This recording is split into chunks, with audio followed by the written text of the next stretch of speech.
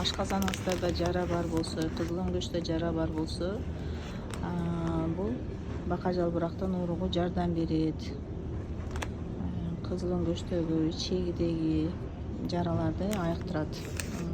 Бул ооруго бул болсо псилиум, ошол эле бака жалбырактын, ак бака жалбырактын шылуукасы сууга өткөнгө да жардам берет, бронхитке жардам берет. Аябай сонун бул мен ушул ашказандагы кызыл өңгөчтөгү жараны мына ушуларды ичип жакшы болдум. Таблеткадан кутулдум, таблетка ичкенден.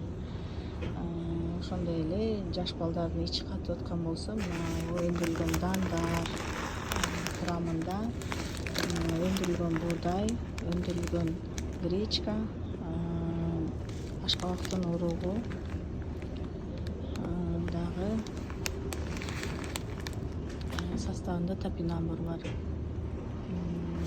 Бул каныбыздын составын көбөйтөт, ичегиге жардам берет, ичегидеги канда курттарды жок кылууга жардам берет. Бул дагы өндүрүлгөн буудай, гречка, расторопша бар боорду тазалаганга, өттү тазалайт, каныбызды көбөйтөт, кандын составын. Ошондой эле энергия берет, витамин Е, витаминдердин көптүрү бар. Эң башкысы биздин организмибизде эң соңунда болот, каныбызды көбөйтүп, ар кандай метек курттардан арылтат. Бул болсо тамак аш йоду экен.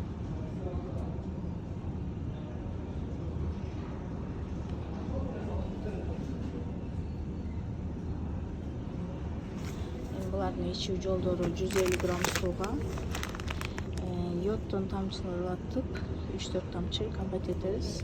Мынау жарым чай кашык ошо 150 грамм сууга, ысык сууга, кайнатып муздаган сууга аралаштырып 5-10 мүнөттөн кийин ичип алабыз ачык карынга. Ошондой эң сонун эффект берет.